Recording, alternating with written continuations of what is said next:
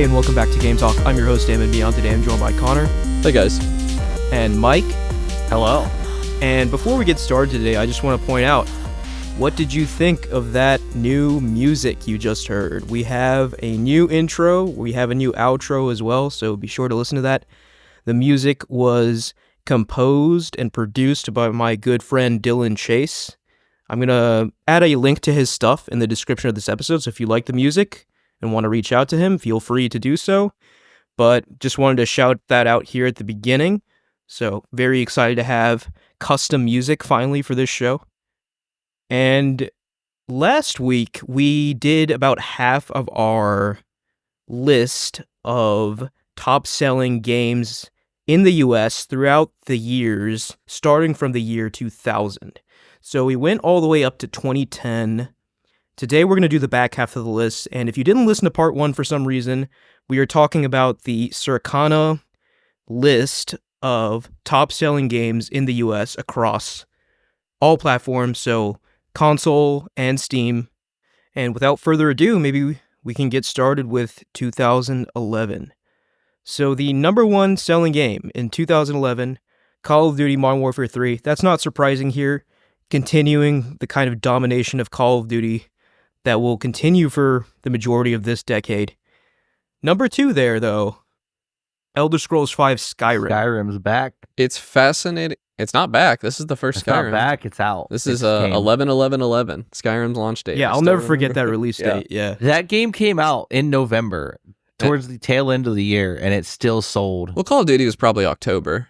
That's true. Yeah, Call of Duty If was I had probably to guess. October, November timeframe as well. But yeah, it's still impressive for Elder Scrolls, especially because prior to this point, yes, Elder Scrolls was a respected name. It was popular, but it wasn't like mainstream popular. It's also But Skyrim definitely changed the name of the game for Elder Scrolls. Call of Duty may have beaten them that year, but for overall sales, there's no doubt in my mind that Skyrim eclipsed Modern Warfare 3 over the years. Oh yeah, certainly. Skyrim's long because, tail is insane. yes, Call of Duty is a kind of like, every year there's a new Call of Duty. Yeah, nobody's Right, buying like- the old Call of Duty. Yeah, no one's buying like the 2010 Call of Duty in 2014 or whatever. Whereas for Skyrim, people have been buying this game. People are still buying this game Yeah, it in probably 2024. It probably sold over 100 copies yesterday. Like, Yeah, it's one of those evergreen titles, much like Grand Theft Auto 5. But yeah, I'm happy to see this on this list. I mean, I have talked about it on the show before, but I have very, very vivid, fond memories of playing Skyrim in my basement. I remember going to get it at midnight, hanging out with my friend Patrick, playing it until we couldn't sit up anymore. And it was a really special game. so Battlefield 3 on here at number 4. Yeah, Battlefield that was Field such a 3 Is at this number the 4. year is this the year Battlefield 3 came out? Do we know? Yes. Okay. Yes. So That was such a good I game. really thought this was going to beat Call of Duty. I was in the big, like, I'd played Black Ops. I was in the big anti-Call of Duty camp at this point. I wanted a military shooter to put them in their place, and I thought Battlefield 3 was going to be the one. And I did love this game. I played so much of it. So good. Yeah, I mean, if you remember the marketing at the time, this thing was being billed as the Call of Duty killer. And, I mean, there were a lot of hopes on Battlefield to be this kind of competitor to Call of Duty. And in a way it was, right? Like, obviously Call of Duty was way more popular, but like Battlefield, at least in this era, was quite popular as well. Like, people were definitely playing Battlefield 3 and 4, and then it kind of like fell off after those two games, I think. But in this era, certainly it was like fairly popular. And Battlefield 3 is also the first instance I remember of what I believe to be truly photorealistic graphics. I remember looking at Battlefield 3 and thinking that it looked indistinguishable from real life. And I even remember my dad, who granted does not have very good eyesight, but my dad was watching TV and he thought he was seeing real footage of a battlefield. And That's it awesome. turned out it was a clip from Battlefield 3. Now, my dad I love that. Yeah. does not wear his glasses very often and does need them, but still. No, but The I mean, game yeah, and go the ahead. sound design of Battlefield. Oh my 3, God. DICE is legendary for that. The fact that like you could be sitting at the opposite end of a map and hearing the distant gunfire, Yeah. the cracks of gun. Oh, it's so neat. The game was 10 out of 10. No, Battlefield 3 is still to this day probably the most fun I've had in a first-person shooter. My favorite thing to do was run around with C4 and sneak up on tanks and blow up the tanks. I forget. I think, used to put it on Jeeps. Yeah, I think the map was called Firestorm, and there was a ditch that I would lay in, and they would never see me. And I would pop out of the ditch, throw on C4, blow up the tank, get back in the ditch, and I would have a buddy watching over my back, playing with a sniper. And we spent probably 100 hours doing that. It was so fun. I just remember the big thing for Battlefield being the realistic destruction. And that was a big selling point of it to me, especially as someone who was like mainlighting COD at the time. I was just looking at that and being like, wow, Call of Duty can't do anything like this. Right. The fact that the maps slowly would become more and more rubble strewn. Yeah. As the game went on was, I think, one of the biggest draws. Like, you'd start with a map that had plenty of cover, and you'd eventually just get to a map where it was just empty. It is a shame that this is where the Battlefield franchise peaked, though. Well, 4 was really popular, too. It was popular, and I played it, but I didn't like it as much. Yeah, I loved 4. I think 4 was just as good as Battlefield 3. I think in terms of mainstream popularity, 4 might have been the most popular one. It was more popular, yeah. And Battlefield 4 was better than Battlefield 3 once they released the Battlefield 3 maps for it. Not just that. I think 4 was just after some time for it to settle out a little bit, I think it just got way better than 3 ever was.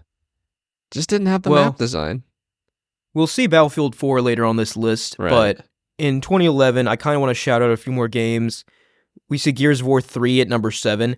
It's so interesting to me seeing Gears of War 3 here, this high on this list, and at the same time, my beloved Uncharted is nowhere to be seen. It's just kind of a reminder that sometimes the things that you're into, like obviously Uncharted is very popular, but like not top 20 best-selling games in the United States level of popular, which is a shock to me, looking at this list, but the data doesn't lie. Gears of War 3 is on here, but Uncharted 3 is not. And I do remember Uncharted 3 came out in 2011 on the 1st of November, another 11/1/11 date. That's very hard to forget. What a You have November. to also have to factor that the PlayStation 3 was not a big seller in 2011. When did it it eclipse? Yeah, I was thinking this might be the kind of era where PlayStation was catching up to Xbox, because we're getting towards the tail end of the PS3 life cycle here. So, but that being said, data doesn't lie. Uncharted 3 not on this list, which breaks my heart. But yeah, if we go back to last week's list as well, there was no Uncharted 2. Yeah. So no hold on. Uncharted This 1. is also a US video game That's true. list. But the US PS3 notoriously didn't do well in America. that's actually a very fair point. Yeah, the PS3 In Japan, like if we factor in Japanese and out of country sales, I think this list would look radically different.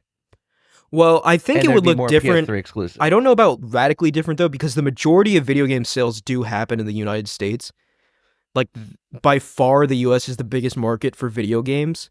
But that is a good point. Like especially in the US, this was the generation where the Xbox 360 was just dominating. Yeah.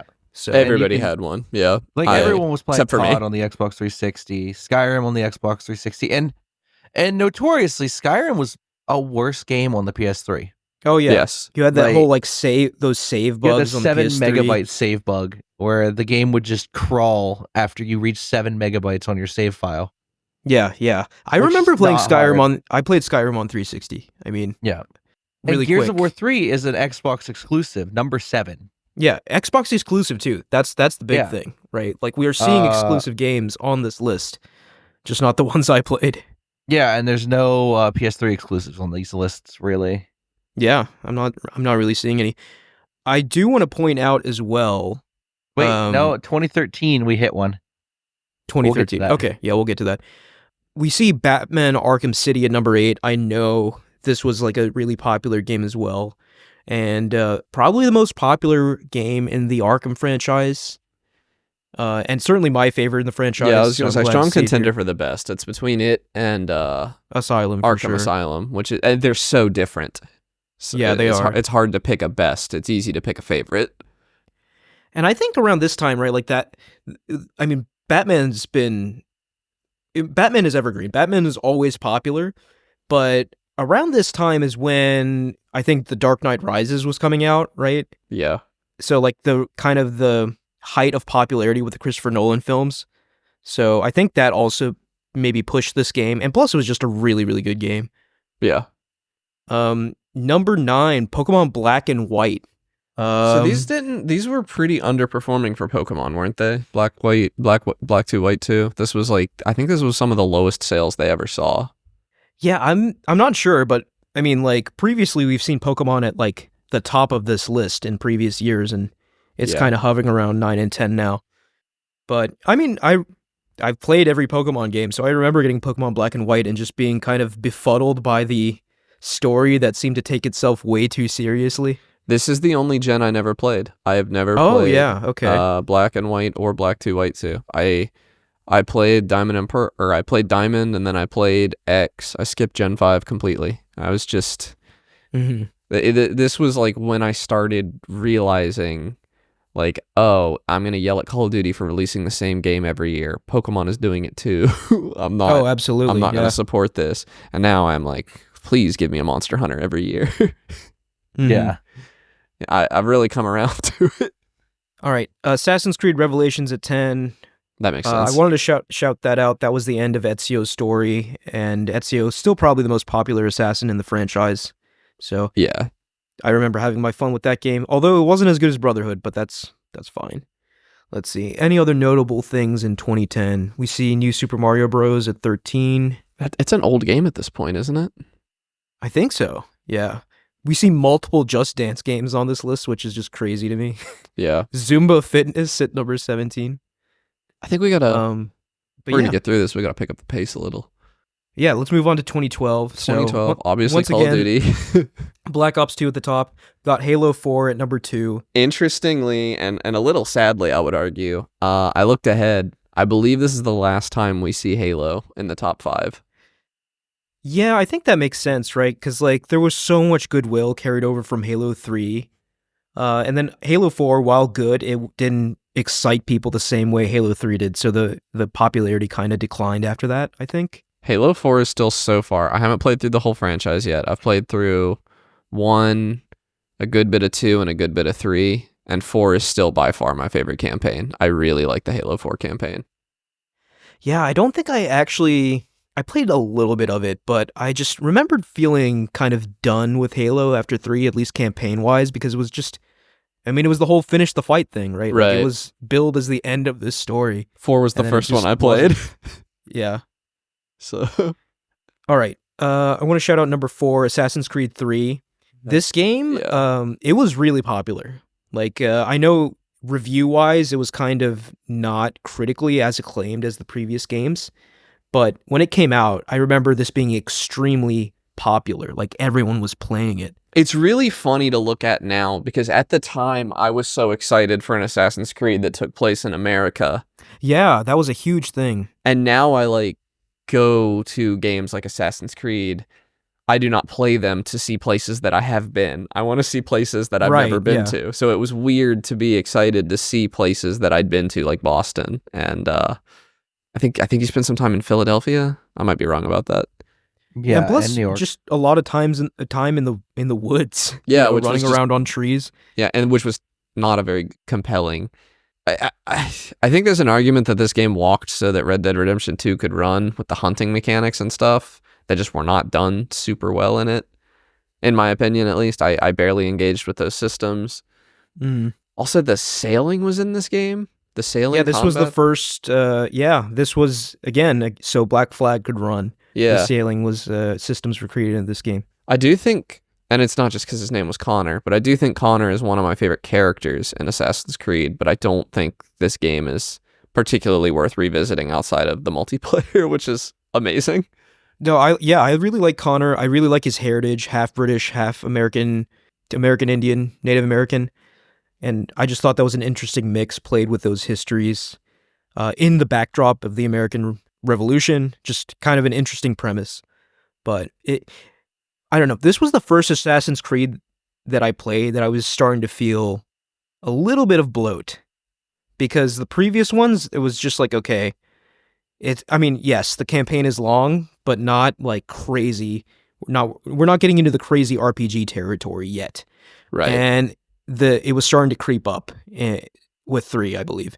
But anyways, okay, moving on. Borderlands 2 at number 5 in 2012. I remember this was an era where Borderlands was all the rage, so that's not surprising to me there. This was back when I still thought they were funny, so I loved this game. I played so much Borderlands. I think I played through it 2 or 3 times with friends.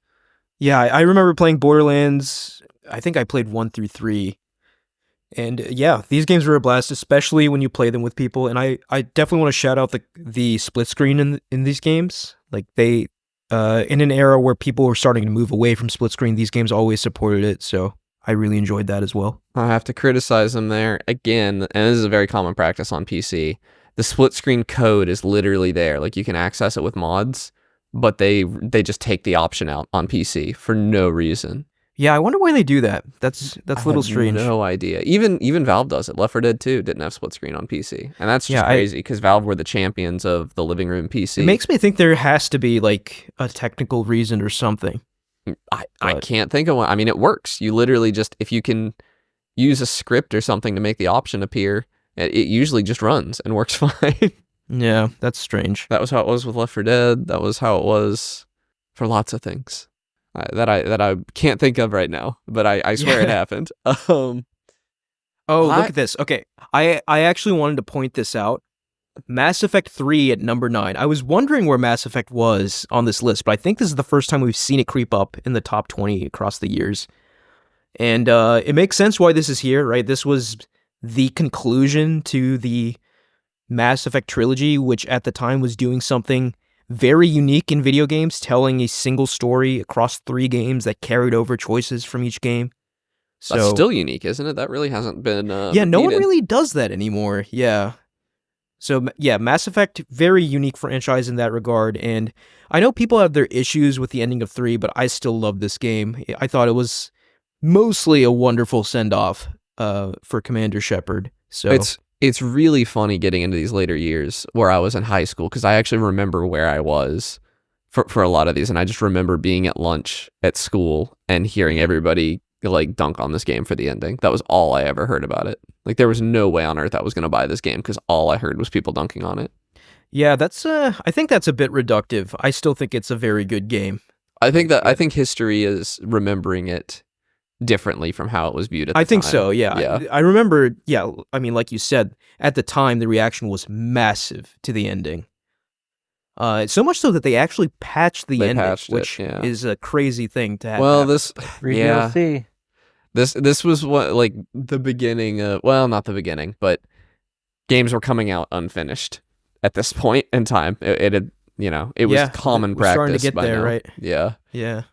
I'm shocked to see Diablo 3 is as low as 13 on this list for 2012. That is a little surprising to me. I would have thought Diablo was like top 5 for sure. Well, I think Diablo is another one of those cases where people weren't too happy with this game at launch, and then it just got better and better, and more people started playing it. There was a huge controversy about the real money market, which is funny because I thought that was the coolest part of the game. I thought it was cool that I could, because I was somebody who had a lot of time and no money, and I was like, I could play Diablo 3 and like get epic rare drops and sell them and like make a profit playing this game. That blew my mind as a kid. I never bought it because I didn't have any money to buy Diablo 3. Yeah. But I thought that was a cool idea. I actually think I bought Diablo 2 to see if I would like it. That was something I started doing back then, was I would buy the previous entry in a franchise and to get a feel for it. I kind of started falling in love with older games around this time. But yeah, this is 2012. This is my senior year of high school, so I remember it quite well. I remember playing Mass Effect 3 on my Xbox 360 Elite. I still see Skyrim on this list at number 11, which makes sense. This game sold gangbusters. But I think that's it for 2012, unless you guys want to shout out anything else. Nope. I see Far Cry 3 at 18, which I remember. I think this is around when Far Cry started to pop off popularity-wise. Which is funny, because I think Far Cry 2 is supposed to be the best one, but 3 was the most popular up to this point. Yeah, 3 and 4 became, like, catapulted the popularity, but yeah, I think 2 is the most actually loved one. Yeah. Okay, moving on. New era, 2013. This is when we have new consoles, PS4, Xbox One, I think. Yeah, I think. I thought that yeah, was 2014. PS4. No, I think they came out in 20. Because GTA Well, you 5 might is be right. You PS3, might be Xbox right. 360. Let's see. When did PS4 launch? Yeah, November 15th, 2013. So at Okay, the so end late in of the year. 2013, we had these consoles launch. I know but- GTA 5 was not on them at launch, though. GTA 5 was 360 and PS3 at launch. Yes. And that's it's true. number one by a lot. By a lot, yeah. So finally dethroning Call of Duty at number one. To no one's surprise, it's Grand Theft Auto 5. One of, if not the best-selling video game in history besides Minecraft. Yeah. I remember, who can forget the hype for this game? And I remember buying it, playing it, and hating it. Oh, yeah. I didn't hate it, but it was mid. I bought it. I played it. It was fine. I didn't play it in 2013. I didn't play this until it came out on PC in 2015, I want to say. Might have been even later than that. I don't know. I've tried so many times to play through the campaign of Grand Theft Auto 5, and the beginning is cool, right? Like the robbery, but then it becomes very slow for a while, and that part always loses me. Like, I remember, I think the last time I attempted to play it, I was just like towing someone's car or something. I was like, what am I doing? Like, this is so boring. But obviously, I'm in the minority there. This game is beloved by so many. And even after saying all of that, I'm still going to check out Grand Theft Auto 6 just because, I mean, come on. Yeah. I kind of have to. It's also worth pointing out, I'm big time PC gamer by 2013. I'm not even touching consoles anymore. And what's really funny about that is my PC had a heating issue that I didn't resolve until I was in college. So games would run really well for 10 minutes and then start stuttering all over the place. And I was just so convinced that PC was better anyway, that was how I played them. And I could not resolve it. It depended on the game. It was if it was a very processor heavy game. So most single player games were fine, but multiplayer games would be stuttery. Yeah. Which is hilarious because Battlefield 4 here at number 4 was the game I was playing all the time. And this game was a mess for me. Yeah, Battlefield 4 is the Battlefield I played the most. And I remember being very impressed by this game. I remember this being one of the first games I played on my new console. So on PS4. Yeah, because you can finally have the 64-player matches and all the destruction and stuff that was on PC. Yeah, I mean, when a console launches... Okay, I mean, I guess what I'm trying to say is I'm a gameplay first kind of guy, right? I think we all are. But when a console launches, you always want something shiny to look at, right? That's just human nature. So shiny. And Battlefield 4 was quite the looker. It was a gorgeous game. Battlefield 4, I don't think...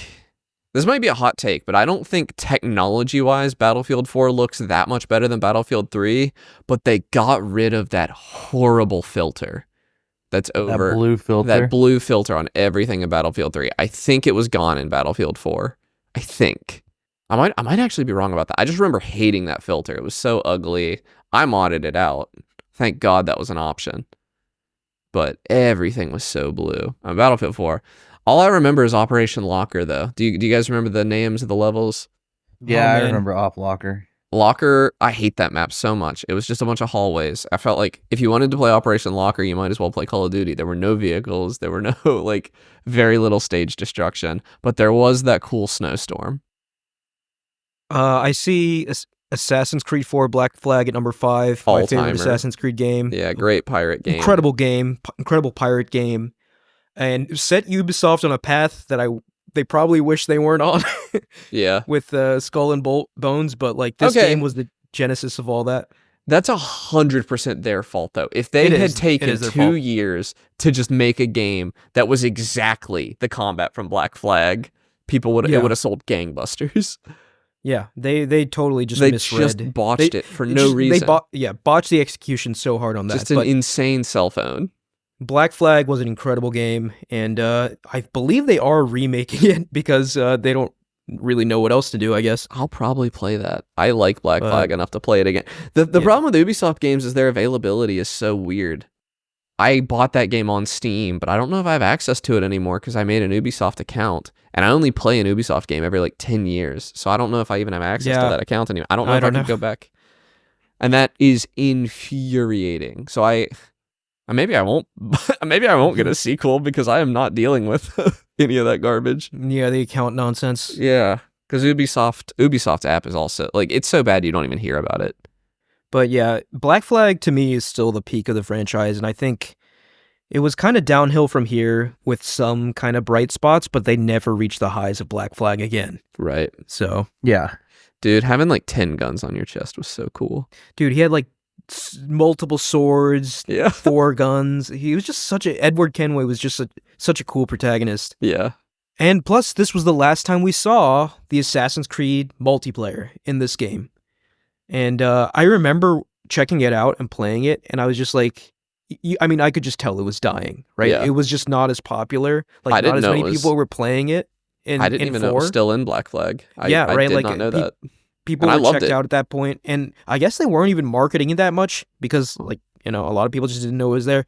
And I distinctly remember the last time I tried to play the multiplayer, I couldn't even find a match, right? So it was just like Wow. completely dead, and I was just like, what a sad That's end to sad. a great idea. Well, it's been done better since, though, by indie games, to be fair. I'm trying to remember the names of them Yeah. now, but there are a couple indie games. Like, there's one, I don't think it's out yet, but there's one where you're walking around a party, and most of the people are NPCs, but a few of them are spies, and the spies have to detect the other spies. It looks really, really fun. I'm excited But just for it. another case of, I don't know, I think Ubisoft didn't realize that they had something really cool on their hands here. Yeah. Um, Thank God they'll never make that mistake again. Yeah. All right, let's move on. Other notable items on this list. Pokemon at number 8. Pokemon XY at number 8. I would have thought this was higher. This is the first 3D mainline Pokemon. That's true. Yeah. And When you're looking at things like GTA 5 and Call of Duty Ghosts, I guess it makes sense. Well, that the it's cracks lower. also really started to show at Game Freak on this one, not just because they're doing the same thing over and over again, because I really don't think X and Y is that guilty of that versus some of the other games, but this content-wise, this game has very little to do. And Yeah, the shift from 2D to 3D really kind of that's where Game Freak really, I think, struggled. And it's confusing because the stuff they cut is not 3D modeling intensive. Like this game has no battle tower. This game has no... Yeah, like just cut content in general. Like, Yeah. it's like they were spending less development effort on these games or something. I don't know. I mean, we can't say without Yeah. insider knowledge, but like Well, we can. I mean, these games were less content rich than the 2D games for sure. Masuda, the director, blames mobile games. He said that because, mobile games showed them that kids didn't have the attention span to engage with. Oh, he did say that. Yeah. Yeah, and this was Which that is era. ridiculous. Yeah. Yeah. Disney Infinity on here. BioShock Infinite 10. I don't really understand the popularity for that game. It's but so mid, dude. here we go. Finally, I have I was going to say a Sony exclusive here. The Last of Us at 14. that's lower than I would expect. BioShock Infinite and The Last of Us are so similar to me, though, because I get so many people. Both of them are like...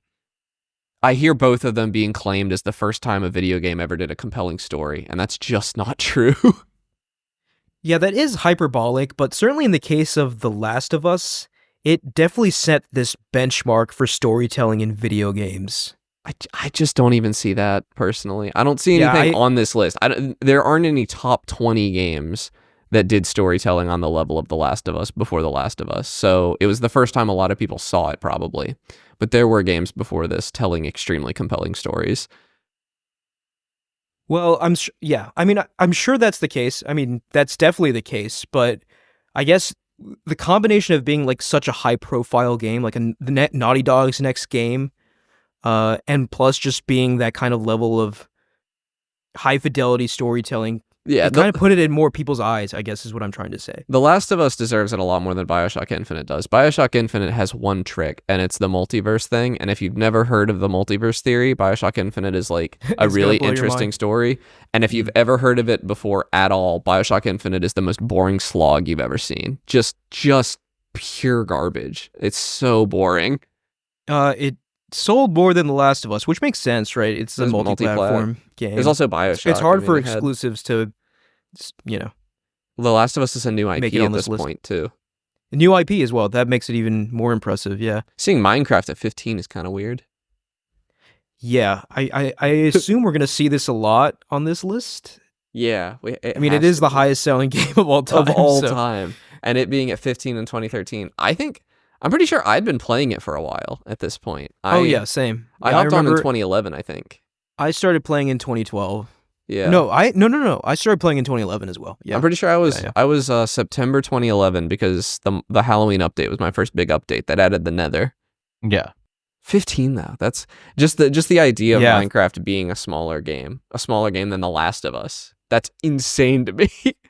Well, I mean, Minecraft had an infinitely long tail, right? It's just going to Yes. sell every year. It also we only had Java version at this point. I don't think it was out on mobile. I don't think it was out on console. No, yet. no, it was not. Yeah.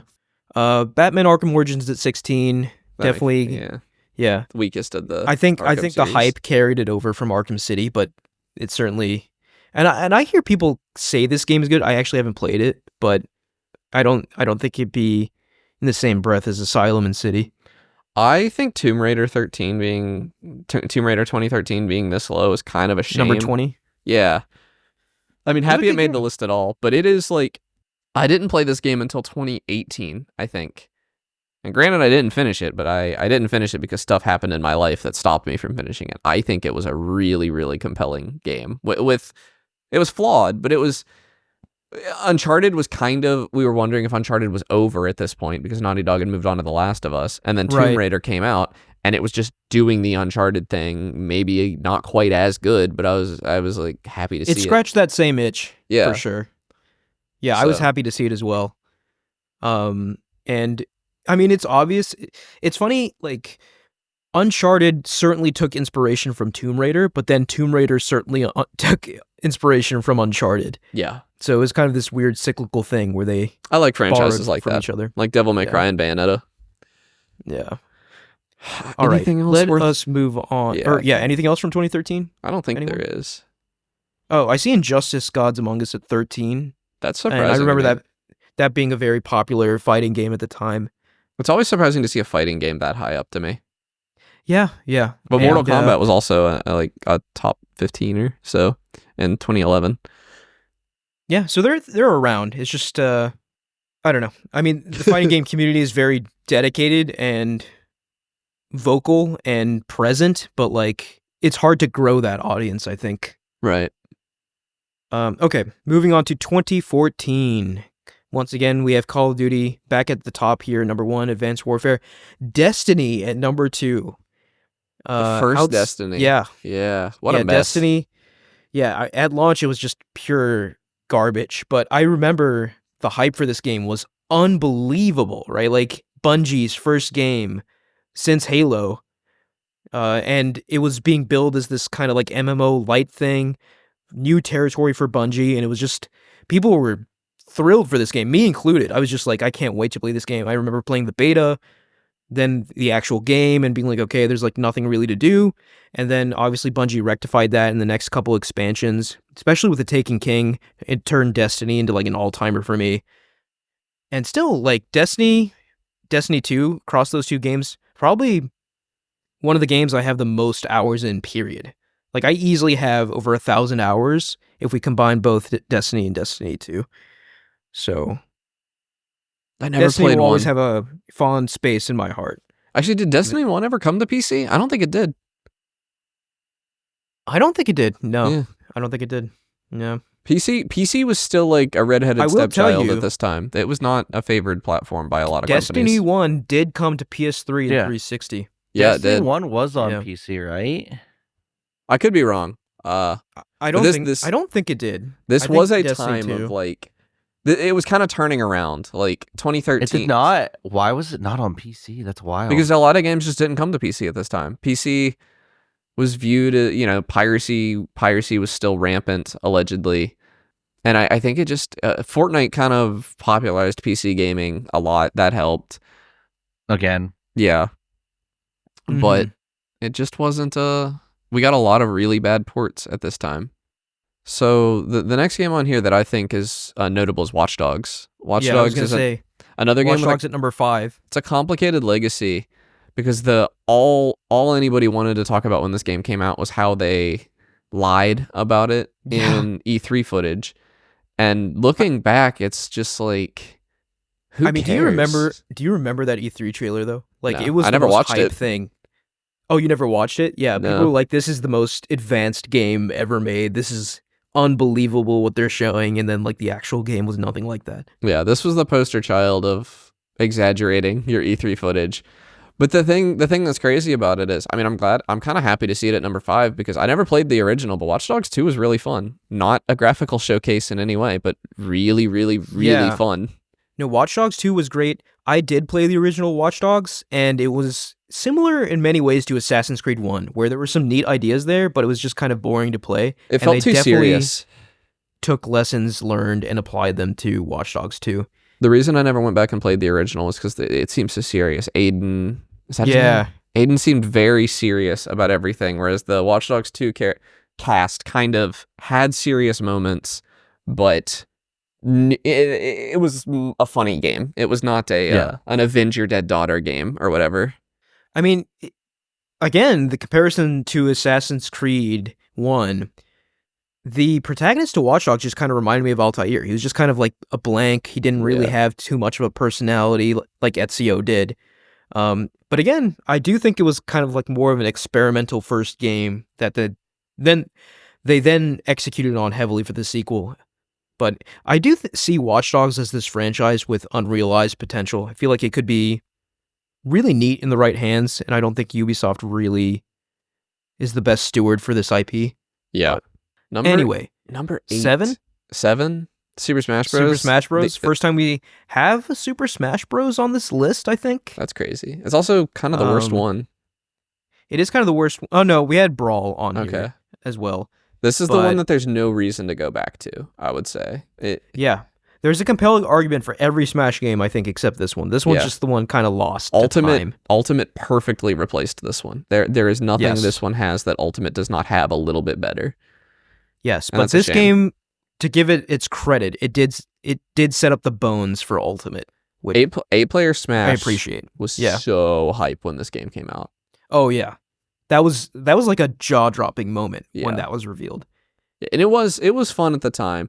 This was still a game, like when this game was new, I was still in the camp that like I totally understood why people would rather play Melee than the new Smash Bros. Game. It wasn't until Ultimate came out that I kind of thought that position was a little sillier.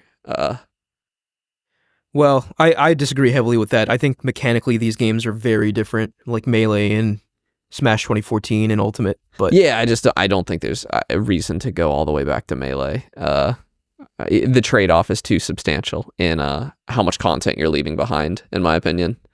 yeah, from a competitive standpoint, it makes a lot of sense if you want to play that specific style of game. Yeah, but from a in guy terms of playing a video content, game, yeah. Titanfall down here below Smash Bros. Yeah, Though. number This 8. was the next Call of Duty killer, and this one is, in my opinion, nothing Call of Duty will ever nothing Call of Duty has ever done has even come close to how well Titanfall 1 and then later Titanfall 2 did even better. Just beat them at their own game, 100%. Titanfall is so fun, and I hate that it's essentially a dead franchise. Yeah. I remember the popularity really exploded with Titanfall 2, but like Titanfall 1 had this air about it that like everyone who played it loved it, but Yes. no one you couldn't convince new people to play it for some reason. It was missing. I mean, it didn't have a campaign, first of all. That was a Yes. huge mistake. Yeah. People were not willing. This was not a time yet when people were willing to buy a shooter without a campaign. It was also full price, I think, and no campaign, which is crazy. I could be wrong about that, but I'm pretty sure it was full price. But it was just so fun. I actually think I Yeah. might. Titanfall 2's gameplay is better, but you had full customization of your Titan in Titanfall 1, and I loved that. I also I mean, really, if you strip the giant robots out, it is just a better execution on the Call of Duty formula. The giant robots distract from that a little bit, I would say. Yeah, I almost feel like the giant robots were a turnoff for the people like the Call of Duty and the Battlefield faithful because they want kind of realistic military shooters. Yeah, and I don't think Titanfall could have been that because the things that made it better were the kind of Yeah, I insane agree. parkour and some of the sci-fi aspects of it. But Well, the even Titans, the parkour. I mean, Call of Duty took that parkour in future they entries, did, right? They did it worse though. Nobody's done it like Titanfall did. Titanfall. Well, I mean, they took it and Yeah. fans really didn't like it. They were like, "This Really? isn't Call of Duty anymore." I didn't right? know Like that. they were like, "This, we want traditional kind of like more realistic warfare." I didn't know that it So- wasn't well liked. I just like if you view the Titan as your kill streak, and Titans are better than kill streaks because kill streaks take very little skill to get a bunch of kills, and you actually have to be good with the Titan to get kills with the Titan. I just love Titanfall. One of my Titanfall's favorite great. shooters. And this is what's wild about Titanfall is this is not a game that gets any benefit. I've never played Titanfall with a friend before. All of my love for Titanfall and Titanfall 2, they never had crossplay. Yeah. None of my friends ever bought it on PC. This is all time I spent playing it alone. Also, these games are unplayable now because of hackers. The servers are essentially on PC. You can get your PC infected because of Oh, wow, exploits really? that I don't believe have been fixed yet. If they have That's been fixed, crazy. it took over a year for them to fix it. Another franchise kind of done dirty. I don't think Yeah. Titanfall is ever coming back either, but one can hope. I mean, Apex Legends takes place in the Titanfall universe. Yeah, it does. Yeah. So that's something. But I hate Apex yeah. Legends. Yeah, Apex Legends. It's fine. It's just not. It doesn't have, in my opinion, doesn't have what made Titanfall special. But We've got obviously, I'm in the minority there. Apex Legends is a very popular game. Yeah. Number 13, Pokemon Omega Ruby Alpha Sapphire. I don't this is in know my if I have much to say here. I do. This is, in my opinion, the absolute low point for all of Pokemon. I think this is the worst game they ever put out. I think, I can't remember now. Was it this one or the Diamond Pearl remakes that were like really? People don't like the lackluster. Diamond Pearl remakes, but the Diamond Pearl remakes at least added new stuff. But this was the first time that a remake had fewer features than the original game. Right. There was no Battle Frontier. There was no Battle Tower. There was a monument that said the Battle Tower was going to be built here. And they also just did not seem to understand why. I mean, Gen 3 is my favorite gen. Yes, It's me too. the one I started on. And playing through, I was so excited for the remakes. And it just seems like they do not understand at all why Gen 3 was so And beloved. Especially like this coming off the back of Heart Gold Soul Silver, which is like the best probably the best Pokemon, Pokemon game remake ever made. Yeah. / best Pokemon game. You know, it's just incredible, immaculate remake to this. I mean, Eh. yeah. Hoenn just it oozes charm. It has so much charm between Pacific Log Town, I think it's called. It has Tree Fort. It has the Seaport Town. I don't remember what it's called. I don't think it's just Seaport, but it might be. And the one they really did dirty was Mauville. Mauville was just this little town in the middle of the map. It was kind of a little hub. It was where you got the bike. And in the remakes, they turned it into a giant mall, like literally a cube. Oh no, yeah, I don't remember, but yeah, I guess something was lost there in the transition to 3D. Like that charm was definitely lost from the transition from 2D to 3D. I mean, there arguably hasn't been a good remake since then. Because the only other remake Yeah, we we had the have Diamond is Pearl, right? Diamond and and then Pearl, there hasn't which- been more.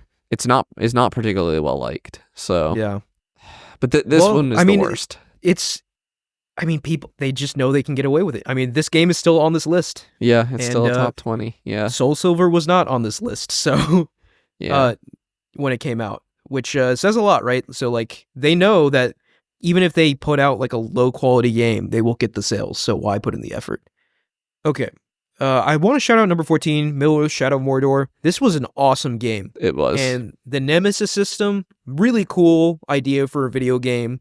hate them for patenting it because it was a They did, good yeah. idea for this game that could have been done so much better in a million other games, and they can't. Yeah, especially do it. because like the sequel was not very good. I remember playing it and Was it not not? enjoying it nearly as much as this one. At I least played 'em- I did not. I But played them this both one- about the same amount, and I liked them. This one, I played the crap out of this game. I got the platinum trophy on this game. I just remember I couldn't put this game down. And I'm not even that big of a Lord of the Rings guy. No, it's just And a really good game. It's just such a good game. Yeah. I think we're ready to move on to 2015 here. Well, I'm not- I'm sorry, but there's a couple other things we is gotta. it Dragon Age? Well, that's one of them. Dragon Age Inquisition at 15. This was the best-selling Dragon Age game. Isn't for it whatever not that reason, good, though? right? It's good, right? I don't think it reaches the highs of the original, right? Like Dragon Age is one of those franchises where the first game was the best game. 2 was like this weird redheaded stepchild, and then Inquisition was somewhat of a return to form. And I remember having a lot of fun with this game, so I just wanted to shout it out briefly. But even more than that, Mario Kart 8 at 17.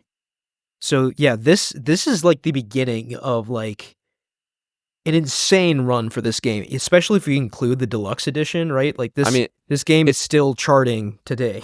a game has So to be going insane to even make it on this list on the Wii U. yeah, on the Wii U. Yeah, so that's impressive. That's Yeah. very impressive. Okay, let's move on to 2015. Number 1, we got Black Ops 3. Not surprising. Number 2, we have Fallout 4. I did not know Fallout 4 was like second Fallout best 4 of was a year. the best-selling Fallout game, I think, by far. That's wild because I don't feel like it's particularly beloved compared to New Vegas or 3. I think people are more vocal about their love for New Vegas, but in terms of like actual popularity, I think 4 is the most popular. Huh. Yeah, so 4, I don't know. I remember playing it, and let's just put it this way. I played all the way through 3, and I loved it. But 4, I played like 20, 30 hours of it, and then put it down and felt satisfied, and I don't know quite why that is. Maybe I just had a preference for 3, but... See, this was another instance. I picked up New Vegas because I saw 4 was coming out. Did not like New Vegas. Did not buy 4. And I feel vindicated in that. I do not think I would have liked 4 if I didn't like New Vegas. No, I don't know about that. I think 4 and New Vegas are very different games. Like New Vegas is different from 3 and 4 in a major way. 3 and 4 are more similar to each other than New Vegas. Mm. But anyway, so Star Wars Battlefront, the return of Star Wars Battlefront here in 2015 at number 4. Is it Battlefront or Battlefront 2 that the community manager had the most downvoted comment in Reddit history? I believe that was Battlefront 2, because Okay, Battlefront 2 is what... You remember, Battlefront 2 was when the whole loot box thing completely blew up, right? Completely. But Battlefront 1 was also not a very good game. I'm shocked it was number 4 on here. It was not as good as Battlefront 2, but I remember... like this game releasing, looking the way it did, having that large scale conflict. The DICE people sound were just design. really, the sound design was incredible. People were really excited about this game. I was really excited about this game. This was still in an era where I couldn't get enough Star Wars. That era is long gone now, but back then, super into this game. All right, what else? Destiny on here again. Destiny Halo number 5 8. on number Halo 9. 5 at number 9. So still top slowly, 10. Halo slowly 5 is the falling one down that this list, though. I have no interest in. Like every other Halo game, I have like a little bit of interest in playing, but 5, I just don't care. The marketing was like, also that there seems to be no push to make this game available on PC. All of the others are now, and people just don't seem to care about Halo 5. Yeah, it's definitely not a popular entry in the franchise. I mean, objectively it was, I guess, because it was at number 9 in 2015. It sold well, but in history, like speaking in a historical perspective, it's not. Batman Arkham Knight at number 10. Arkham Knight at 10. This was a famously bad PC port. This is another one I was thinking about when I was talking about the era of horrible PC ports. Yeah, I remember this game having a lot of fervor around it, especially because, this was the conclusion to the Arkham trilogy and all of that. It is amazing. And I love Arkham Knight.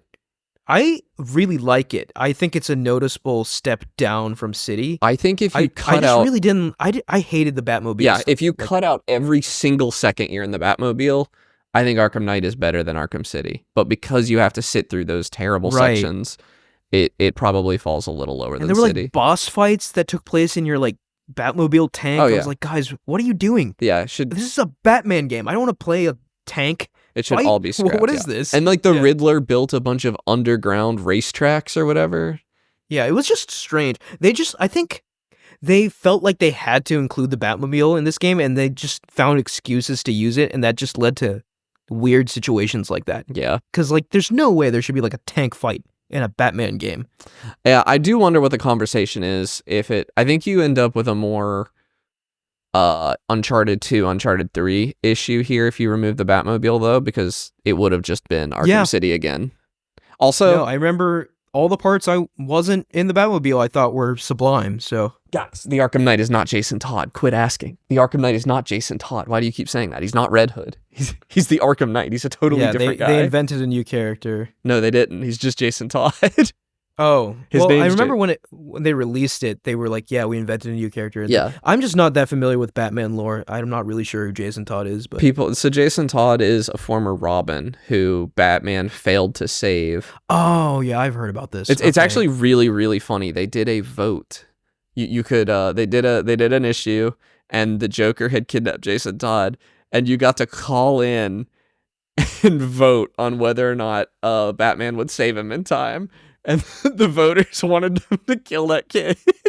Oh wow. They voted for the Joker to beat him to death with a crowbar. Oh yeah, I remember hearing about that. Okay, And so that's how that happened. People voted for that to happen. people That's voted crazy. for that to happen. And he gets at some point thrown in a Lazarus pit, comes back to life, and he's Red Hood now. And Red Hood and the Arkham Knight are the exact same character.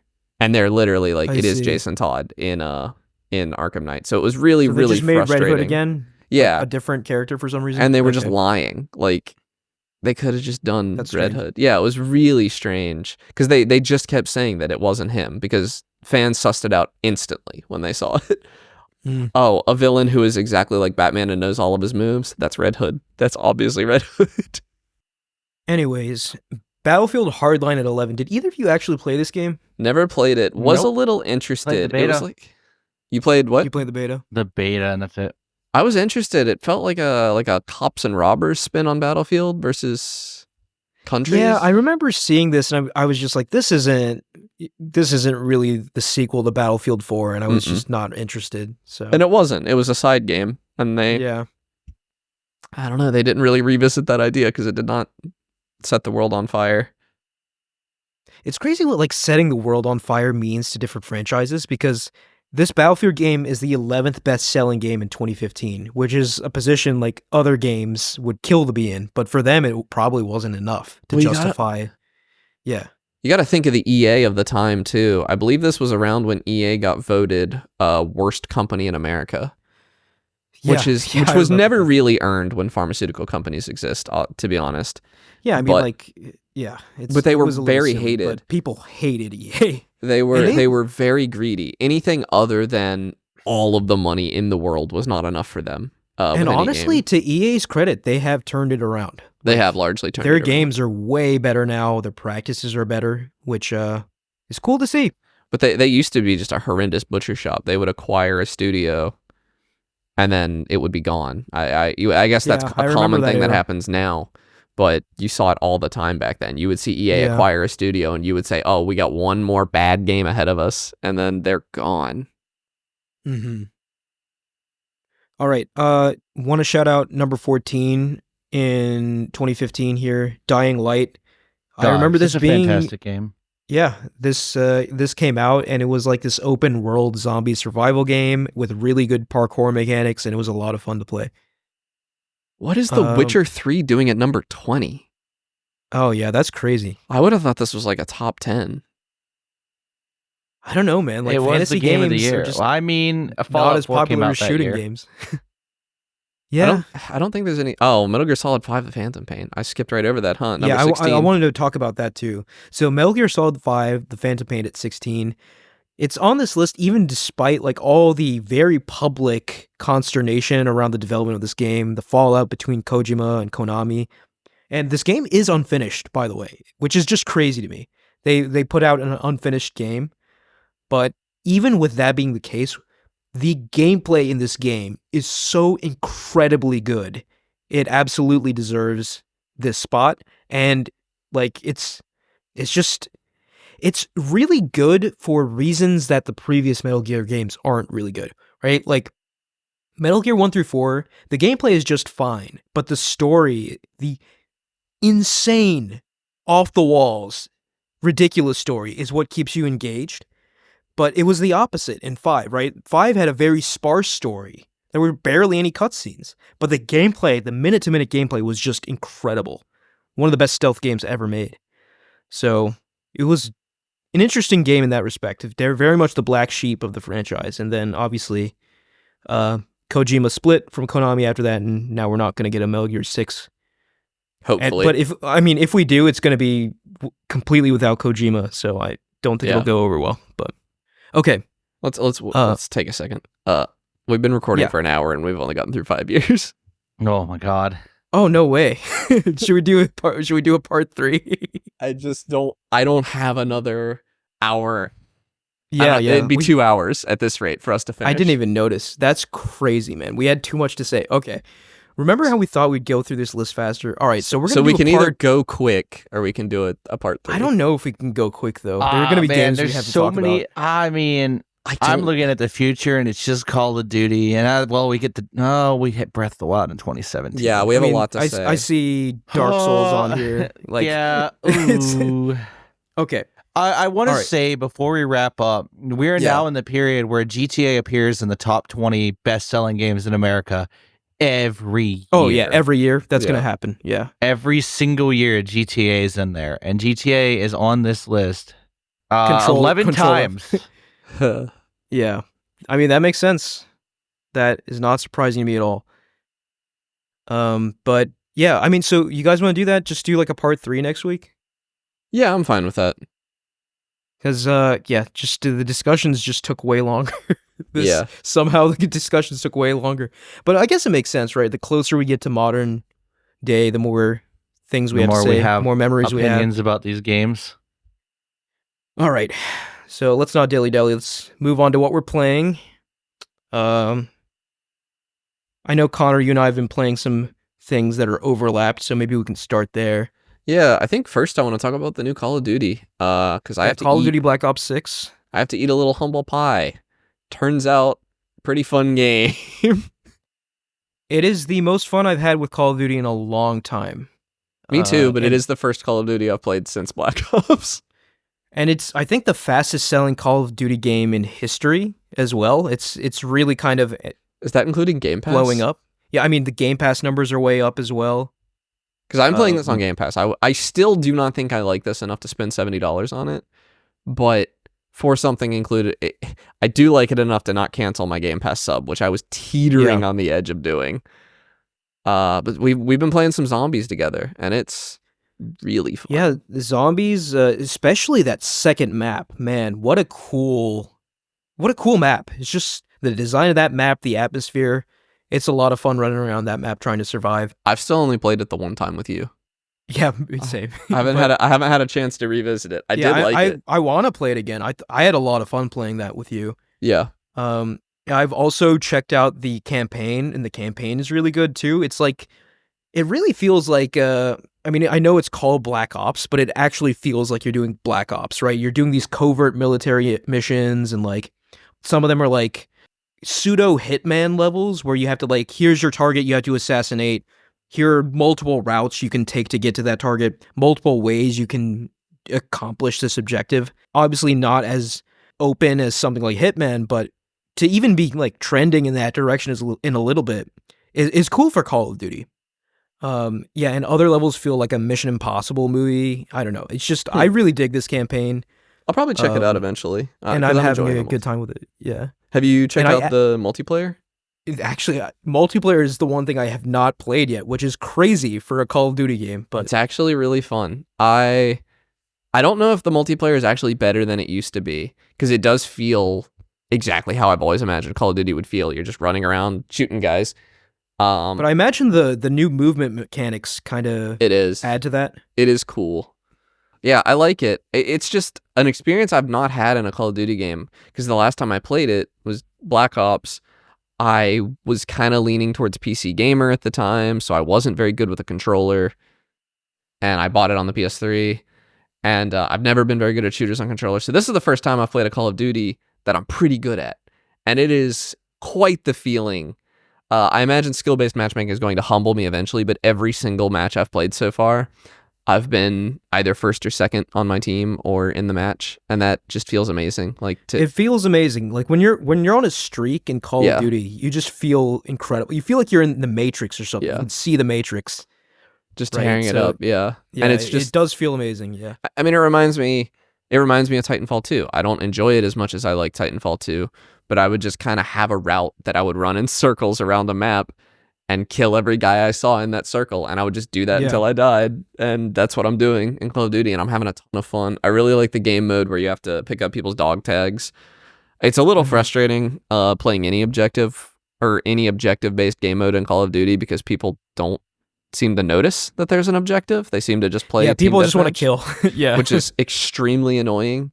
But Yeah, just go play team deathmatch then, you know? yeah, I know you have that option, but I'm having a ton of fun with it. I don't know that it doesn't have the staying power of something like Fortnite. I don't think. I figure I'll probably play it for like a month and be done. But it's heartbreaking that Call of Duty is actually kind of fun. It's like heartbreaking the worst person you know makes a good point. It breaks my contrarian heart to like a Call of Duty game. It's just a good game. I mean, and if it's a good game, you just have to acknowledge that, right? Like the package you're getting, like the campaign's really good. The zombies is really fun, especially when you play with, friends. Yeah. And it sounds like the multiplayer is a blast too. So like you're getting like 3 very distinct different modes that aren't like half-baked like previous Call of Duty games have been. The multiplayer is also going to fill a niche for me, which is a game that I don't need a friend to play multiplayer. I could just turn on some music and care very little and just run around and turn my brain off and shoot guys in Call of Duty and jam out. And I was going to say, right, like I think Black Ops 6 is being added to Warzone as well. So like Warzone's another kind of 4th pillar of this game that's going to be a thing. I don't see myself touching that. I tried Warzone, I think with Modern Warfare 3? No, Modern Warfare... I played Warzone with Modern Warfare 2, I believe. Maybe that was the remake of Modern Warfare 2. It's not as good as Fortnite. I don't think there is a battle royale out right now as good as Fortnite, unfortunately. Yeah, I mean, I remember having a lot of fun with Warzone, but I was playing with a couple of my friends, and I don't think I would play it by myself. But like you were saying, Connor, the Call of Duty multiplayer is absolutely a thing I would play by myself. Yeah. And probably have a lot of fun doing so. I already have a little bit. It's granted, I just don't have a lot of time for that right now because of everything else going on. But yeah, I mean, I can't believe the words are about to come out of my mouth, but I wish I had more time to play Call of Duty. Like I've honestly barely touched it, right? Like I played 3 or 4 campaign levels. I played zombies once with you, and I haven't even touched multiplayer. So, good game though. Good job, Treyarch and Mike, Raven. Have you been playing anything? I mean, I did Extra Life, so I really didn't play anything different. Yeah, I remember popping in and out of your stream, and it was a fun time. Yeah, we had a lot of fun. You guys. We had a blast. I guess I've been playing more X4. I started that after Extra Life again, because there's a Star Wars mod for it. Ooh. But, yeah, I'm currently running a trade empire at the moment, trying to acquire funds to start doing some wacky things to the galaxy. Are you being taxed or something by the Empire? No, this is post-Empire. Post-Empire. Yeah, okay. It's post-Empire. So I'm not being taxed right now. The Galactic Republic doesn't really like me right now, though, because I might have been an Imperial merchant at some point, I guess. But that's my scenario I'm in. But I've spent the last 4 or 5 hours staring at a map, running trade routes. I'm having a blast. Does the Star Wars mod add anything beyond cosmetics, or does it actually add gameplay? It completely reworks the galaxy, and it also adds bounty hunting as a thing that I can do. Okay. Oh, that's cool. So it does add something past it's just the game with a Star Wars skin. It touches pretty much everything. The whole galaxy's remapped. All the ships are repurposed. I think that's a cool use of the Star Wars IP, because you'd say Star Wars mod, I was just okay, do you just have a blaster and a lightsaber now? But this is using the Star Wars world in an interesting way. Yeah. Where it's more focused on the commerce of the world. Yeah. Yeah, I mean I can eventually own a battle fleet, but I'm working on it. That's end goal. Right now I'm going to the Outer Rim to start building my own company HQ. Nice. At some point. I've been having fun. I've been intrigued, at least. Very cool. Yeah, I was just reading the description of this game on Steam, and it sounds like something that would be up my alley. It says it's the most sophisticated universe simulation ever. Fly Yeah, every there's a ship, lot that explore goes on. space, manage an empire, trade, fight, build. I mean, I'm into that. Yeah, it's very heady. There's a lot that goes on as well. There is a learning curve. A big learning curve. Oh yeah, I mean, yeah. These games always do have Yeah, a massive learning curve. I haven't been kidding when I've been staring at a map while I direct myself to the outer rim running trade deals. Like it's a very interesting feeling for me to be sitting here basically playing a 4X. Is that what it feels Okay, like? so it is a 4X. I was wondering. No. It's not. It is not Okay. a 4X. It is a space sim. Okay. Okay. It feels like I'm playing a 4X because I'm just directing units around. But early game, you have to do a lot of this yourself. I just started with a scenario that gave me ships, so I didn't have to sit around running trade routes making millions. You know me. I have a huge thing for 4X games, but still, I mean, I Yeah. feel like I'd be willing to give this one a shot. That's a good shot. It's a good shot. It's decent. The Star Wars mod requires you to own all the DLC though. I don't care about but- Star Wars anymore, so I had to Andor buy was an good. extra thing of DLC. I lose money here. Oh, to actually get the DLC, mhm. which kind of sucked. It was $14 I didn't want to spend on something because that DLC was useless. But Yeah, but if the mod uses it, you gotta do what you gotta yeah, do. the mod uses it. I got to do what I need to do. So, I finally got to play a game that has been hotly anticipated for a long time now. The Monster Hunter Wilds open beta this week. I also briefly I played like a couple hunts of this game. You got So okay, you so you got probably to have- do a few. I want to hear what you thought first. before Okay, I- yeah. So this is coming from someone who's brand new to Monster Hunter, right? So I played this game. You played a bit of World, right? I played a little bit of the World beta, but I remember Oh, okay, nothing. you didn't buy I the game. remember I didn't know nothing that. from World. Yeah. So I played this game, and okay, you all know me, right? Like I play a lot of video games. I play a big variety of video games, right? Including games that have a lot of mechanics. I felt extremely overwhelmed by the amount of mechanics in this game. Which is At funny first. because I would say 80% of the mechanics of a Monster Hunter game were stripped out of this beta. This was an extremely, that's crazy to me. extremely narrow slice of the Monster Hunter experience. But like, I mean, for example, right? Like I was actually playing with my friend Josh. You know Josh. okay, good. You got um, to do some multiplayer. Yeah, and it was cool, like going on a hunt with him. But like, there were like 20 UI elements on my screen at all time, and I was just like, "What does this icon do? What does this mean? What does that mean?" It was just like so much information to parse at any given time. The UI is and different that's- based on your weapon too. Yeah, the UI changes based on your weapon. Each weapon has an insane amount of depth.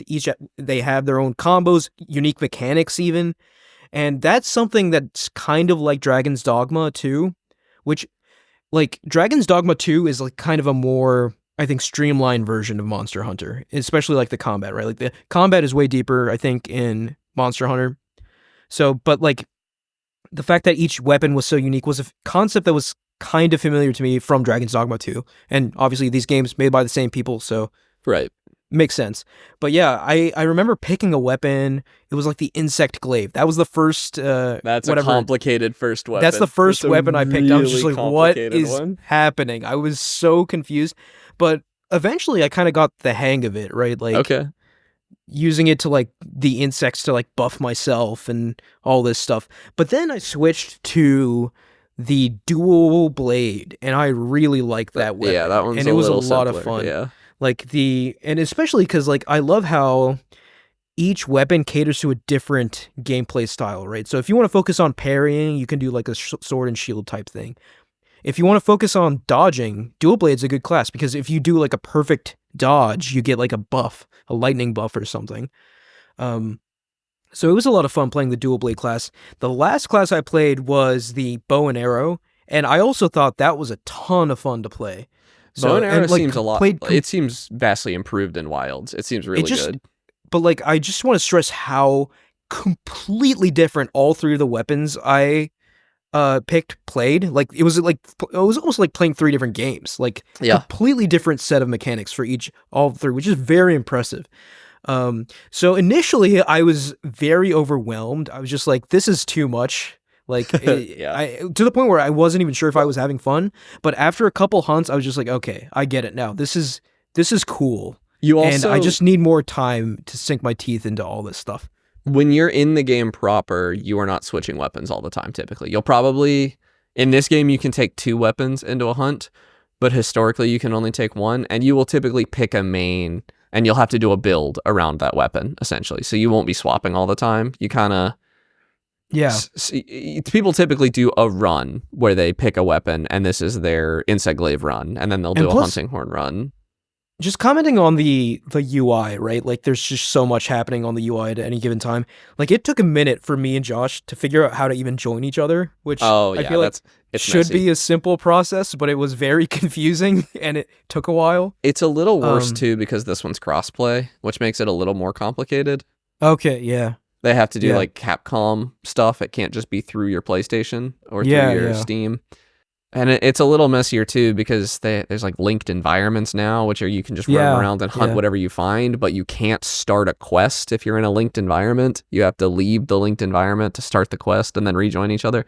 It is clunky, and Yeah, Monster I Hunter's think always been clunky. Clunky is the right word, but like, I think at least my current perspective is I think the clunkiness can be forgiven because of the richness of the mechanics. 100% Like, agree. if that balance was tipped in any way, like it was clunky and it wasn't that mechanically deep, I was like, okay, maybe this isn't really worth it, but it is worth it. It's worth suffering through the pain to get to engage with those mechanics, I think. And that's not to even say anything of the monsters themselves, right? Like they all behave differently, have different weaknesses. They can fight other monsters. Did you fight Raydao? Did you get to? Sorry, what? Did you get to The fight dragon? Raydao, the dragon? I didn't fight him. Josh mentioned like he like rode past him and got one shot by him like the other Yep. day or something. He is a one So- shot. Yeah. We avoided that guy. I But, managed to hunt him once. It was tricky.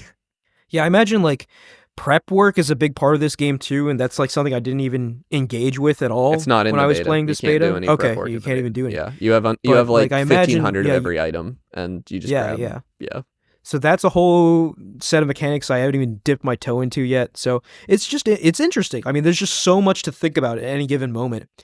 And I would argue that maybe like, I don't know, like maybe this is the best possible way for the controls to be given how complex everything is, but it still feels like maybe you could do something a little better on controller. Maybe it's fine on keyboard and mouse, but I use 'Cause, like, controller. because like even basic things like getting on your little The secret. mount, secret, like I mean like after a while that became second nature, but at first it was just like, okay, what do I hold and then press to do things, and like It's how just do up on the I D-pad. yeah, well that was simple, but then like I remember there was this one part where I was like trying to switch to like my stink bomb or something. That like, yeah, it's like left. I kept bumper, failing and to do then- that, or yeah, and then I just like couldn't do it unless I was on the secret. I was just like, what is even happening? Like I was so confused. once you're a but- few hunts in, those become second nature. But yeah, the first time you're doing it, those are a mess. Just because there is a lot, they have to fit a lot on not very many buttons. Yeah, that's the problem, right? Like that's why I imagine keyboard mouse is alleviated because you have like tons of buttons, but like on a controller you have to do all these awkward things like hold this and then press this and then like See, I would flick that. It's just like I would okay. never think to play a Monster Hunter game on a keyboard and mouse though. Really? Okay. Yeah, I've never done it. It doesn't appeal to me at all. But yeah, but I then- mean, like you said, I think eventually you just get used to it. yeah, I've been but- playing this since the 3DS days, so like But the I imagine that controls is are like a high intuitive to me. barrier of Yeah. entry to like new people. it is. And that's not certainly not the last high barrier that people have to clear to get into Monster Hunter. There's also like you didn't touch this at all in the beta, but every set of armor has like not every set, but every individual piece of armor has skills associated with it. So if you're like really min-maxing, you'll be like using the headpiece from one armor or the helmet from one armor, the chest plate from another, the leggings from another, the boots from another, mixing all of that together, and you'll look ridiculous. You'll be farming items. Like in this game, you had essentially infinite potions, but eventually you actually have to gather resources to craft those potions. You don't have infinite. And you can actually farm them later. and other items, traps.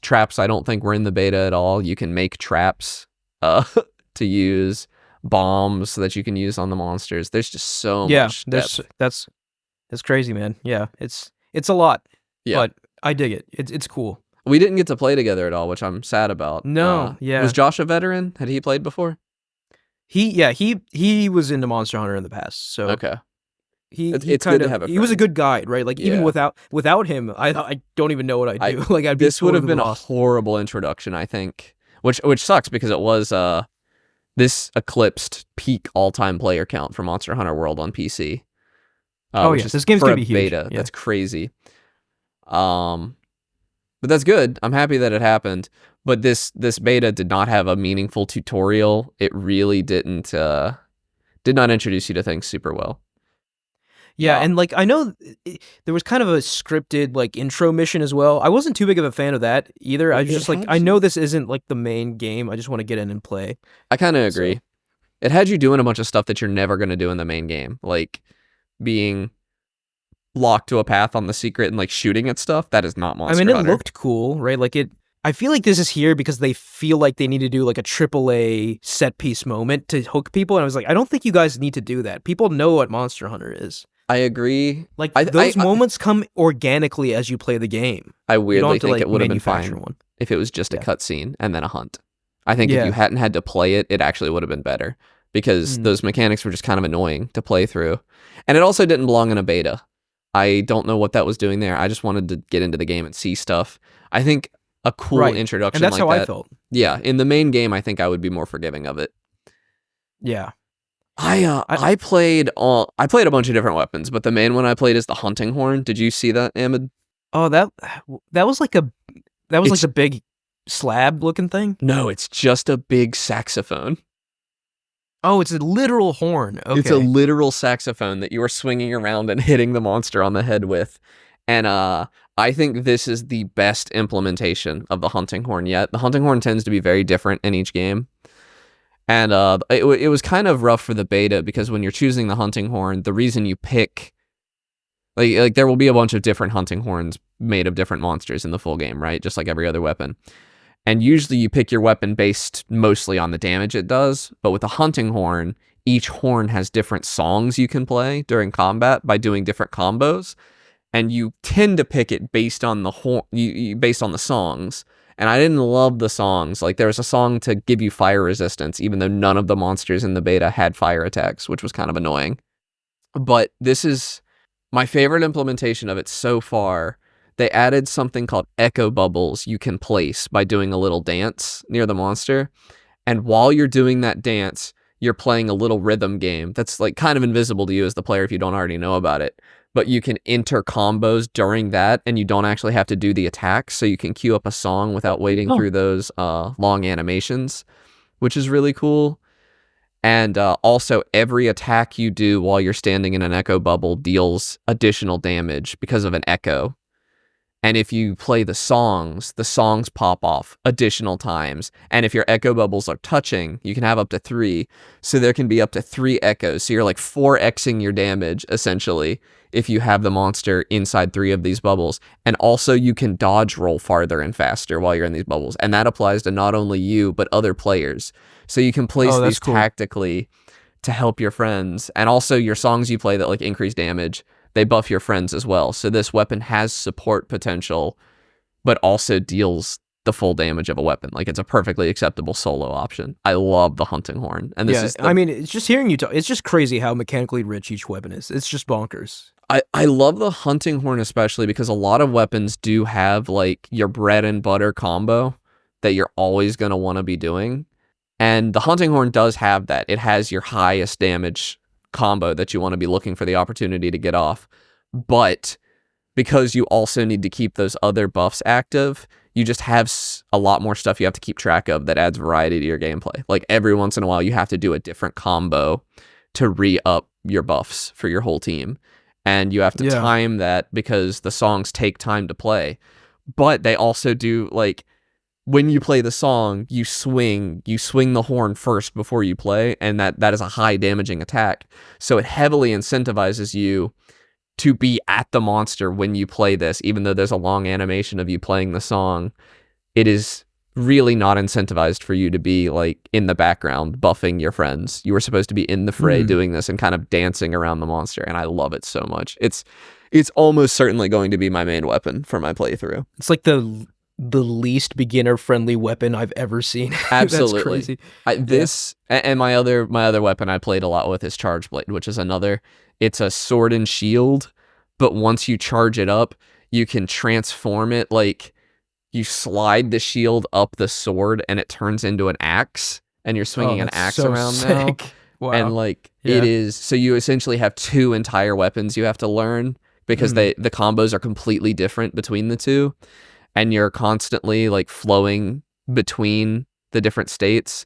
Like, sometimes you need the shield, so you have to be able to know the combo to slide back into sword and shield mode so you can block with your shield. And if you do perfect blocks with the shield, I'm pretty sure you can fully charge up your axe mode and deal a ton of damage. And that's considered, I think, the most complicated weapon in Monster Hunter. That's what I used for my Monster Hunter Rise playthrough. And I like that one too. That's probably going to be my secondary. That's the one I'll switch to if I'm like winning a fight soundly.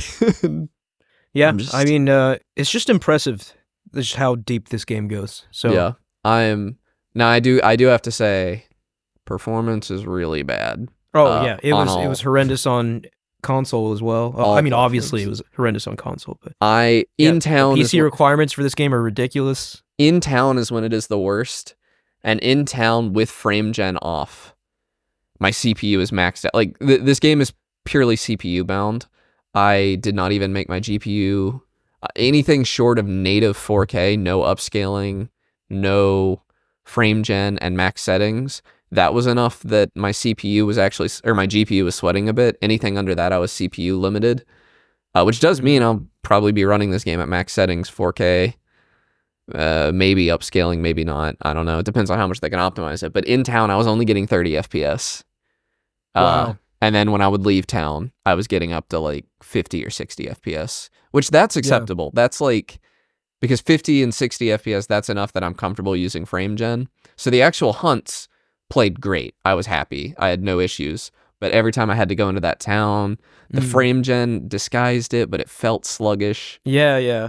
I mean, hopefully they can improve that before launch. I know with like Dragon's Dogma, it's like a night and day with Dragon's Dogma 2. Like at launch it was horrendous, and it's way, way better now. So I hope they can find similar optimizations. There's also reason to believe this is a fairly old build. I saw some evidence online. I wouldn't bet my life on it, but I am like pure copium that it is. Yeah. I mean, I hope it is, yeah. I mean, they've already said there was some pretty significant, I think it was with both frame gen technologies, there was really bad ghosting on the player character for some reason. And that is apparently already fixed internally. It just wasn't in this build. And that makes me think this is probably a pretty old build. Okay. So hopefully, even if they can, I'll be 100% honest. If all they do is fix the ghosting, I will happily pay $70 and play 200 hours of this game. Like it is acceptable right now. I do really hope they improve performance, especially because I have a pretty monstrous machine. I think it is a safe bet that they will. Like, it would be a shock to me if the full game comes out and it's exactly the same as the beta performance-wise. There's just no way that can be true. This also was notably a real beta. This wasn't one of those bogus betas that's like 2 weeks before the game comes out and is just a demo in disguise. This was a proper beta where they're taking feedback and making changes. Yeah. I'm so excited, though. Yeah, I mean, I imagine we're probably just gonna have a full Monster Hunter episode when that game comes out. So if I have a say in it, we will. Look forward to that. All right, okay, we took so much time this episode. So let me go really quick, Connor. And I know you've got lots to say. So I mean, it is what it is. Unless you want to push Factorio to next week. But I can push Factorio to next week because I have just now started playing the DLC part of Factorio. Okay, yeah, so maybe that would be a good move. Then you can get like more complete thoughts. I can do that. So I'll round us out here then. So I just want to quickly mention I have been playing more Metaphor. It is a very timely game to play with the election. You know, time marches on and the era of a new king draws nearer, right? That's the whole mantra of the game. And it does make you a little anxious, right? It makes you anxious in the game. It's making you anxious in real life. So I need these states to count their votes so I can see the funny numbers show up. I do have a lot more to say about Metaphor, but I'm going to save it for next week for time-related purposes. But I will talk about Life is Strange double exposure. Oh, it's out today. It's out. I've played the whole thing. Oh, so I might buy that like tomorrow. So I will remain as spoiler free as possible. So I want to I want to talk about this game because I played it with my sister. My sister is in town. And I always play these games with my siblings, so it's kind of a tradition we have. So we played it and we beat it. And the first thing I will say is that it was just really nice to see Max again. Because I know Life is Strange has had kind of like an anthology thing going on for a while, different protagonists for each game, but none of them quite reached the highs of the first game, right? Like Max is just such a compelling character. So it was cool to revisit her again. This takes place roughly 8-ish years after the events of Life is Strange 1. So this is like a Max in her mid-20s. She's in grad school for photography, and that's cool, right? Like she's still Max. And one interesting thing they did with this game is that they try to account for both ending scenarios of Life is Strange 1. And what I mean by that is very close to the beginning of a game, you can say basically what your decision was at the end of Life is Strange 1, and the rest of the game will reflect that. That's cool. Which is cool, yeah. So obviously, I picked one way, so I don't know how the game will shake out the other way. Like, obviously, I imagine the main plot will remain the same because that's just an absurd... They didn't make 2 video games, right? Like, there's just no way they did. But they have to. The endings are so different. They are so different. But, like, the reason this game takes place, I think, 8 years after the events of Life is Strange 1 is so they can get some distance from that and tell, like, a new story. So, I imagine... Like, yes, dialogue will be different, maybe even some cutscenes will be different depending on what your decision is, but, like, I do think the overall story will remain the same, without getting into too many spoilers.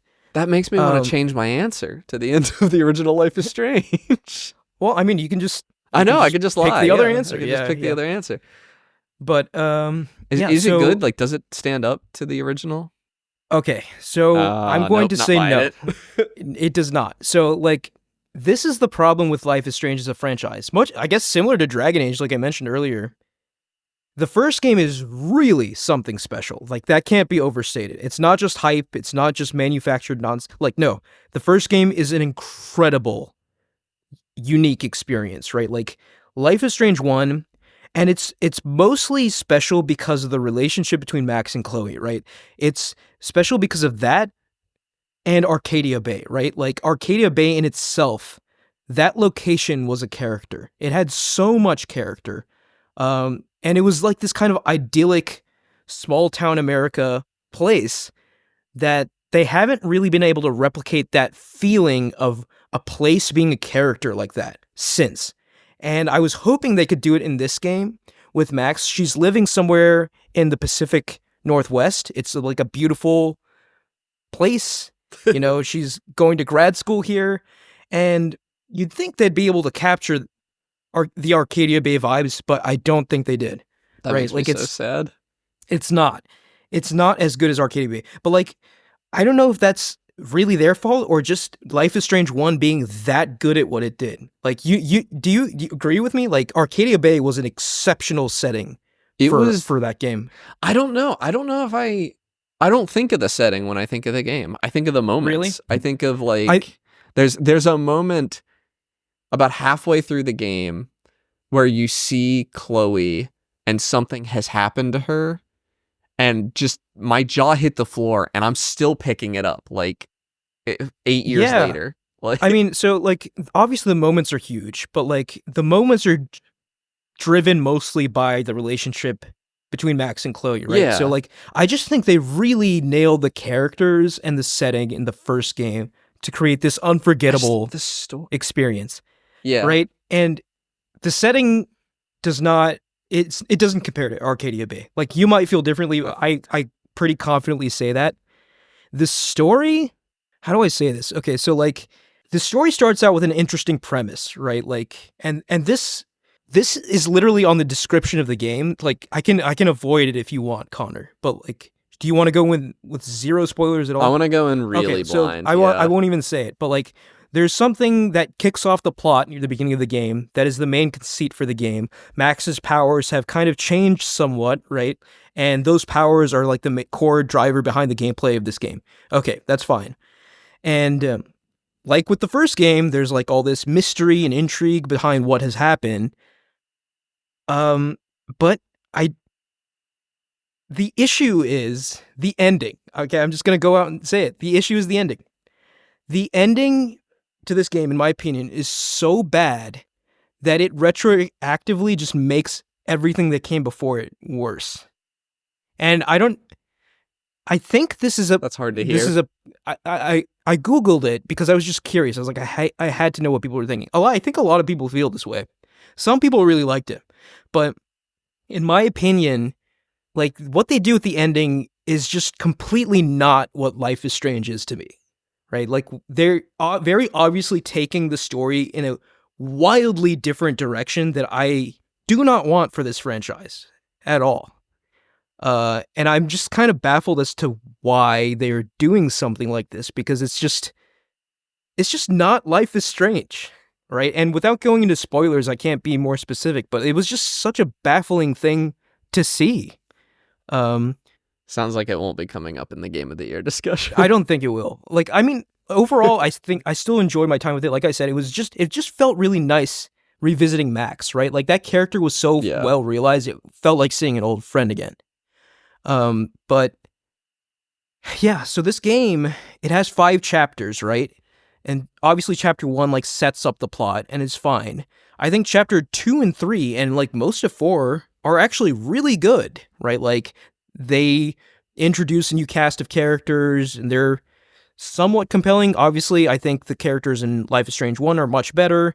And I do really like that Max is still affected and dealing with the trauma of the events from the first game, regardless of which choice you made, right? That is so good. That is very much informing her character and her character development and her relationships. And so that's well done. It's just the story takes this weird turn near the end. And like, granted, remember, like, the last chapter of the original Life is Strange was pretty weird as well, right? Like, it was weird. It was like kind of like all like, you know, like meta, and like it was just in another dimension. There's also like a little more supernatural stuff than the rest like, of the game. Yeah. The last chapter of this game is similar, but just and that would have been fine if that was the extent of it. But like, what they're implying with the ending, the implication is that this game is basically going to become a completely different series. Like, this franchise is just going in a wildly different direction that was like not really set up or foreshadowed, or maybe I just missed it, but like, it's just not what I think of when I think of Life is Strange, right? Life is Strange to me is like the story of young people with powers navigating through life in maybe like an academic setting or like an idyllic American town or something like that. And it's the narrative which makes those games good, right? Like, Life is Strange 1, like I said, is good because of the story, it's good because of the characters, it's good because of the setting. And that's all you really need Life is Strange to be. They're trying to turn it into this other thing now, which I'm not really a fan of. So I gotta know now. Yeah, maybe we'll buy this game. We'll talk about it a little bit after the show or something, but I think that's all I want to say right now. Like, overall, am I glad I played it? Yes, I'm glad I played it. It was really nice revisiting Max's story. Do I think it comes close to the original? No. I think the original Life is Strange and even Life is Strange Before the Storm are far better games than this game. Which is a shame, because I think if they nailed the ending, like if the ending was different, I would have a much higher opinion of this game. But I think the ending really drags it down. And it just really takes it into silly territory. Like, it's hard for me to take it seriously, which is really strange, again, for the game to veer off into this direction. But yeah, I think that's all I'm going to say. Solid game, but certainly not one of the best games I've played this year. Reviews are mixed on Yeah, Steam. I mean that's not surprising to me. So, yeah. but Yeah, we'll see. another I'll get Life to is it Strange game. probably. I think. So what is this? Like the 5th Life is Strange game, right? Life is Strange, then Before the Storm, then Life is Strange 2, then True Colors, now this, right? So I forgot Life is Strange 2 happened. I played a bit of True Colors, and it was okay. yeah, my sister. So I also, like you, played a bit of True Colors, but my sister played True Colors fully, and she said she thought it was better than this game. So That's interesting. See, so another thing about Life is Strange 1 that I felt was really important that I don't think any of the other games really could do. Granted, I didn't play them to completion, so maybe they did this.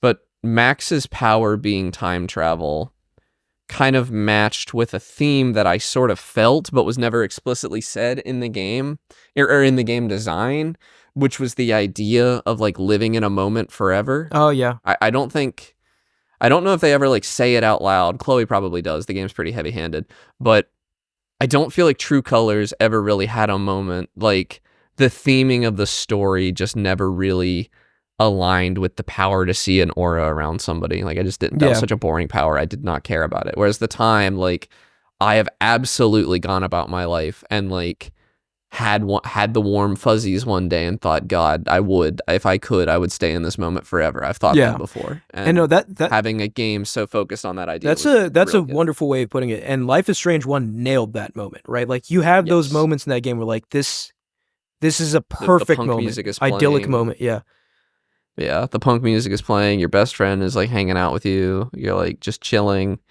It's after school. You're done with your yeah. homework. The stakes are relatively low. You know, you're just in high school. You know, like not a care in the world. Yeah. Yeah, that sort of feeling. It's not there in this game. So Yeah, that's disappointing. That's a tough one to capture, though. I mean, It the only is, other game, yeah. time loop games, man. I love time loop games. yeah, Outer Wilds gets me with it a little too. yeah. So I don't know. If you're curious, definitely check it out. But like, temper your expectations. Yeah, it's also a game. It's tough to buy it at full price because I know Square Enix. I know if I wait a month, this game's going to be $11. Yeah, yeah. I don't know. It's so tough, right? Like, because it's hard to hear, right? Because as a fan It is of hard the to original hear. Life is Strange, you're like, this is a direct continuation of that game. Like, how would you not want to buy it? But I'm telling you that if you go in with those expectations, you might be a little disappointed. So, I'll keep that in mind. all right, that's all I have for us in this insanely long episode where we're Tight 1 hour. not 40 even minutes. done with our original topic that we proposed last week. So look forward to part 3 next week. Hopefully there won't be a part 4. I hope there isn't. There can't be a part 4. This topic is fun, but it doesn't Yeah, have the it's just, staying power for us to talk about it for a month. Yeah, I think we just have to go into next week with a little bit of an intention, right? Like just intentionally I be might a little study ahead of fast. time. Yeah. Yeah, we just gotta go. Okay. All right. So, with that being said, thank you all for listening. You can follow us at Podcast Game Talk on Instagram, TikTok, YouTube, and Twitter. Please like, rate, and review us on Apple Podcasts, Spotify, SoundCloud, or any other podcast services you use, and click the link in the description of the episode to join our Discord and talk to us there. Thank you, Connor and Mike. Yeah, see you guys next week. See you next week.